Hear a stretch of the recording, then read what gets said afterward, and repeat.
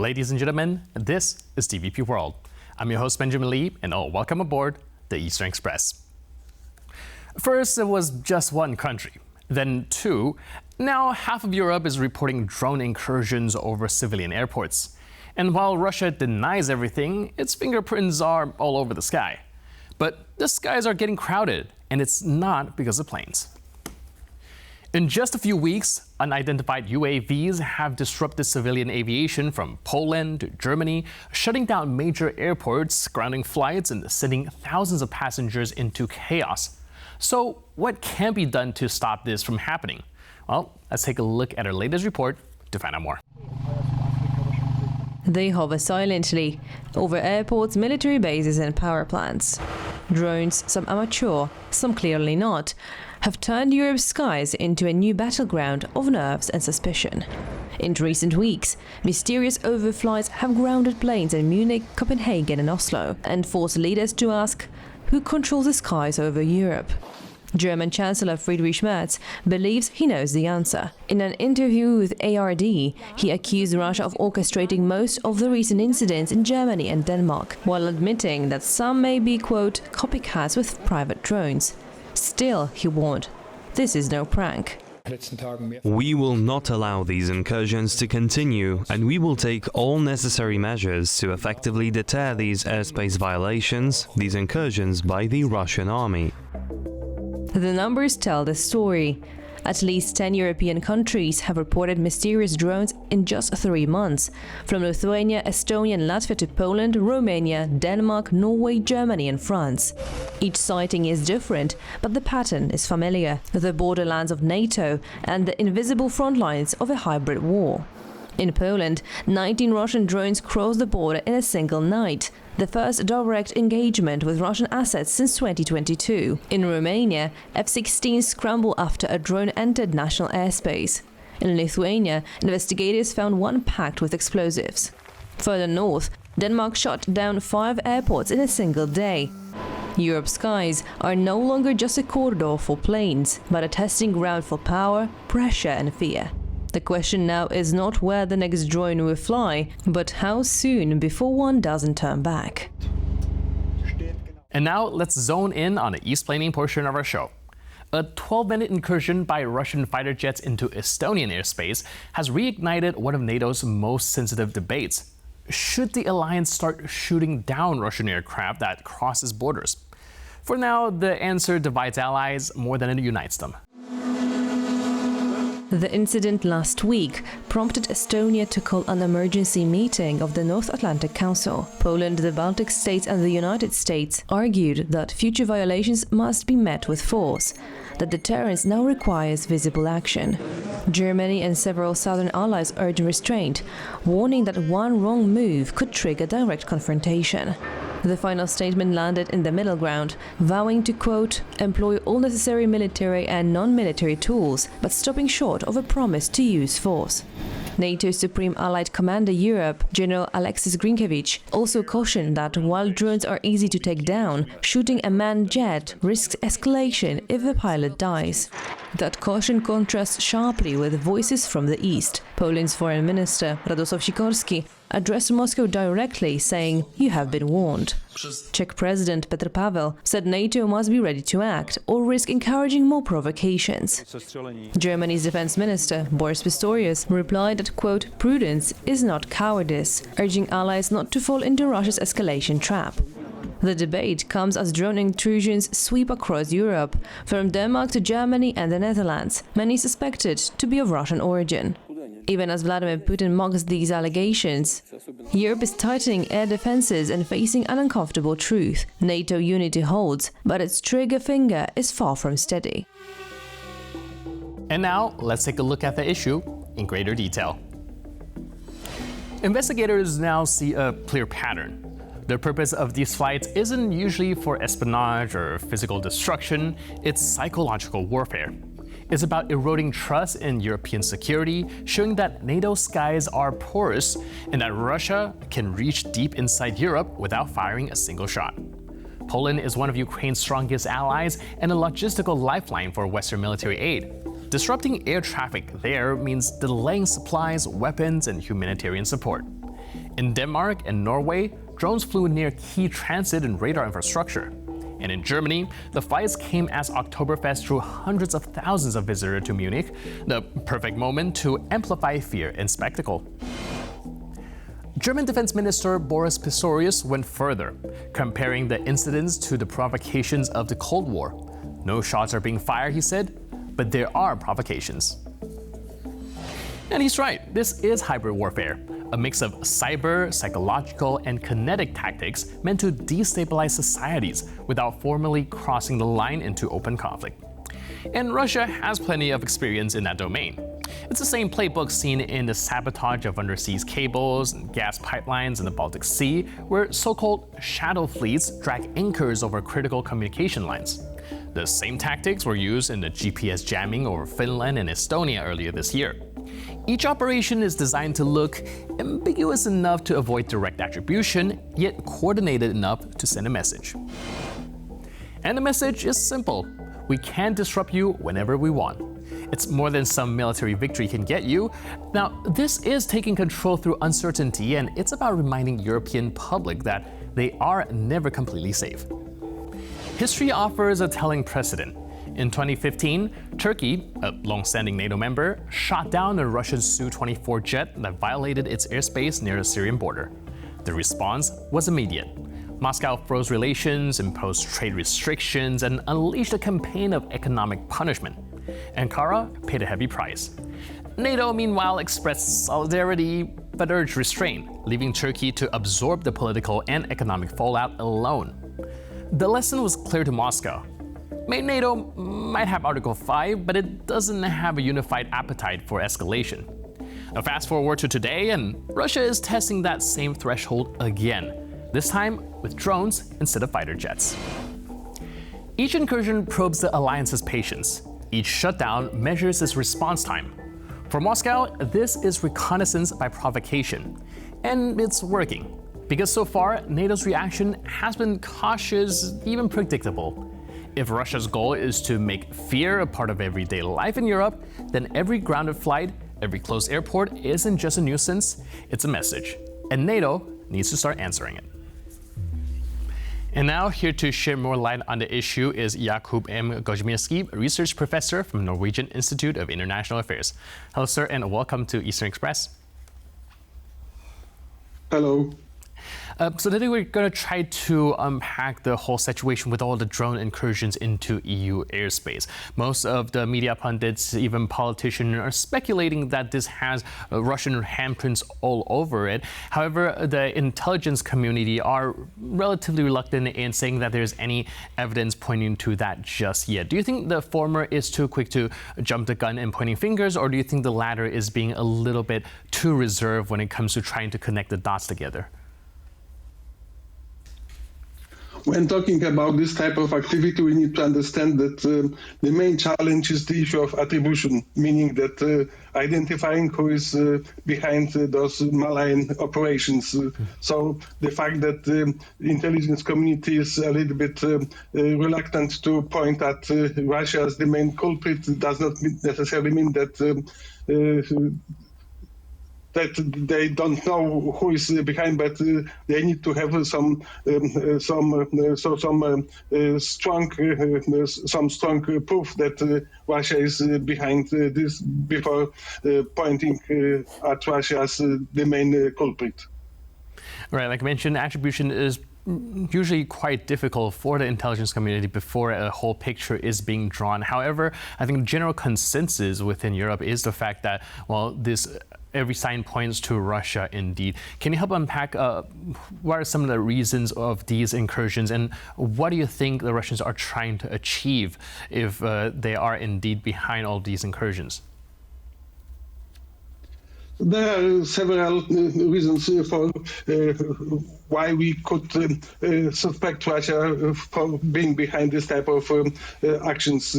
Russia is trying to achieve some strategic, operational, and tactical objectives. When it comes to strategic objectives, the issue of sowing discord in Europe and trying to undermine the cohesion of the Western alliance and of the Western community is one of the top priorities. In kind of more operational terms, it's also about undermining the willingness of the Western societies to provide support to Ukraine, because when you create a situation of insecurity in some societies, this could have this kind of effect on societies, that people start talking about the need to limit or cut even completely support to Ukraine as a way of dealing with this type of challenges. So we need to understand that Russia has a number of objectives to be achieved by using those types of actions against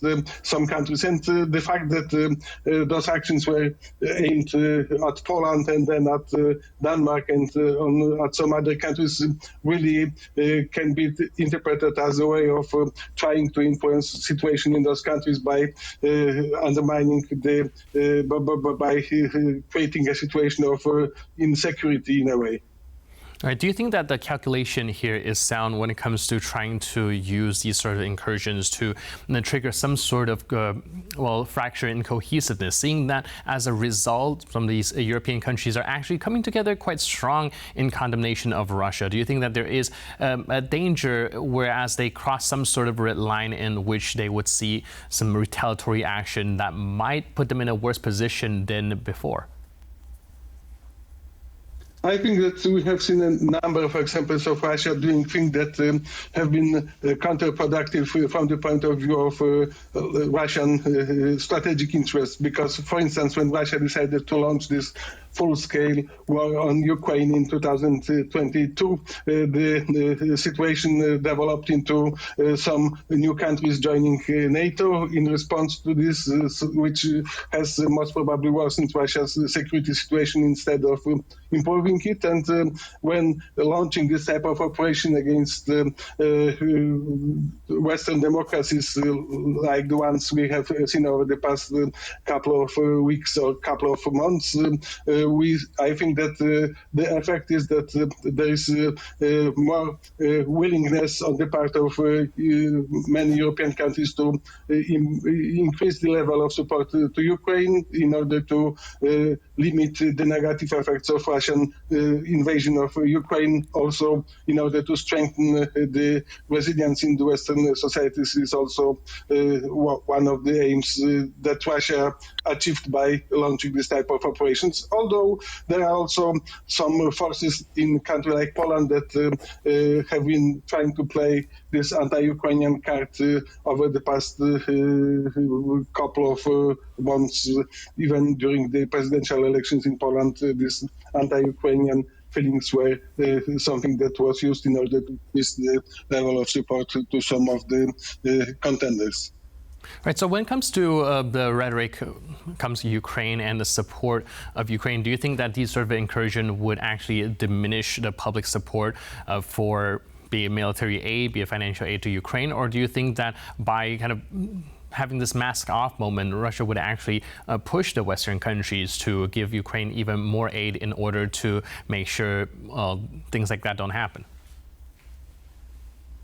I have mentioned that many of the Russian actions are counterproductive from the point of view of Russian long-term objectives. And I think also that the fact that Russia has been trying to influence situation in Western democracies by launching this type of operation can have this counterproductive effect.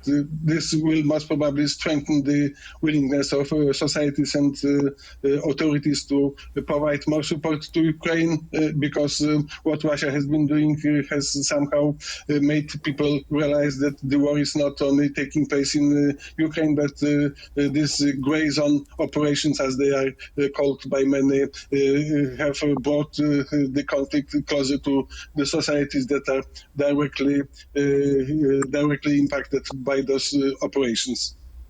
Right, but also when we talk about the division, willingness and logistics is also two different things, right? So do you think that there's also a risk in these sort of hybrid attacks redirecting attention to a lot of these European countries to have to divert some resources to make sure that their own airspace is safe, hence, just inadvertently having to diminish the support to Ukraine? we have to understand that this type of operations, like the ones aimed at some European airports, like in Kastrup, in Copenhagen, they have some direct impact for people who are hindered from realizing their travel plans. But in kind of broader terms, I think this is something that has increased the level of understanding that Russia poses a threat to Western societies, and in a sense, this could also have this effect of strengthening national resilience against this type of operations.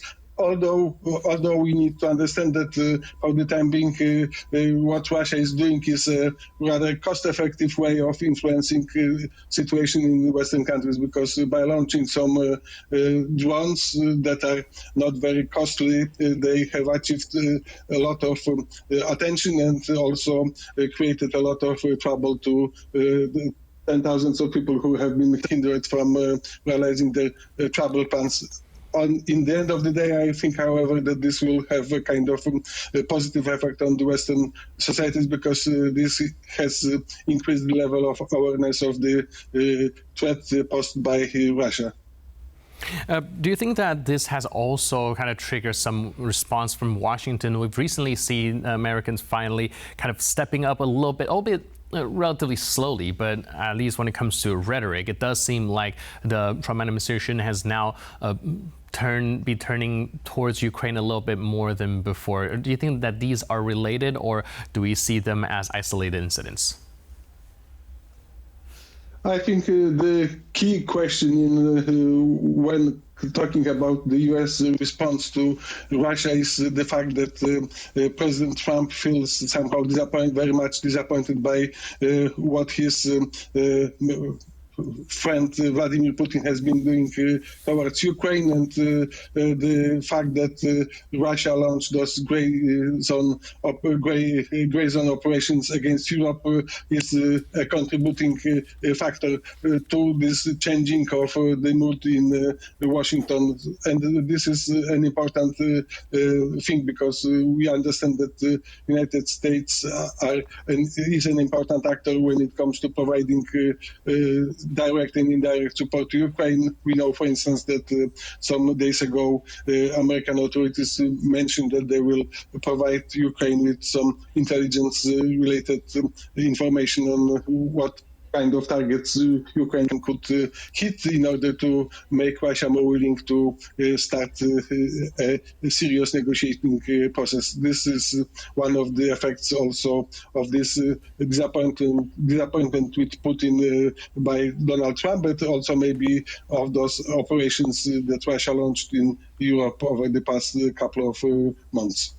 All right, last but not least, we saw a lot of these sort of hybrid attacks launched by Russia, a lot of times kind of not really directly causing any conflict, but just stepping on just kind of on the line. Do you think that there is actually a red line in which they would accidentally cross or kind of consciously cross in some way that, well, will trigger any sort of NATO response?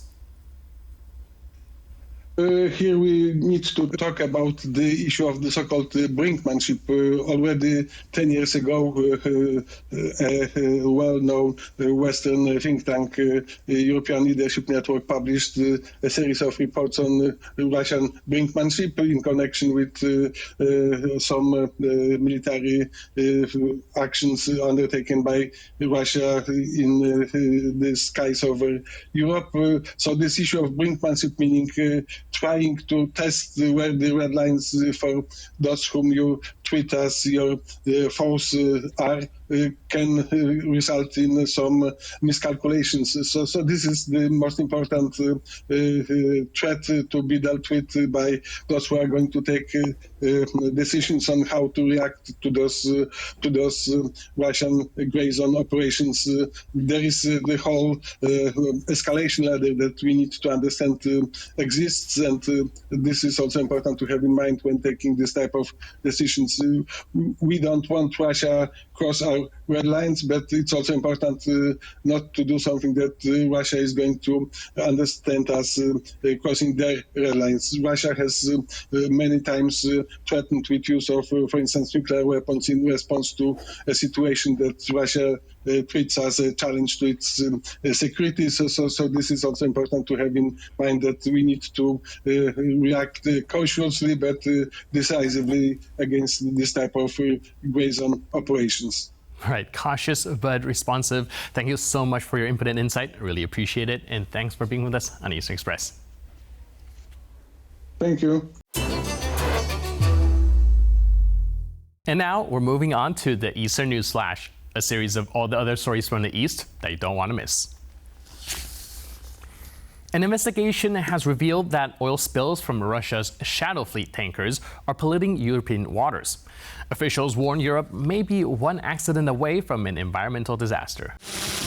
At least 5 Russian shadow fleet tankers have leaked oil into European waters over the past year, according to a joint investigation by Politico and Source Material. Using satellite imagery and shipping data, journalists link the spills to aging vessels operating under opaque ownership, 2 of which were already under British sanctions when the leaks occurred. Latvia's energy minister called the situation a huge problem, warning Europe is lucky no major catastrophe has yet happened. A British Foreign Office spokesperson called the shadow fleet a desperate and dangerous attempt by Putin to keep oil profits flowing while polluting the sea. The fleet, now about 1,300 vessels, is made up of uninsured and poorly maintained tankers, making cleanups costly. Analysts estimate a single major spill could cost 1.4 billion euros, likely falling on European taxpayers if owners remain untraceable. New Russian border restrictions are choking Kazakhstan's key trade routes. Truckers risk legal violations and detentions under Moscow's tightening rules.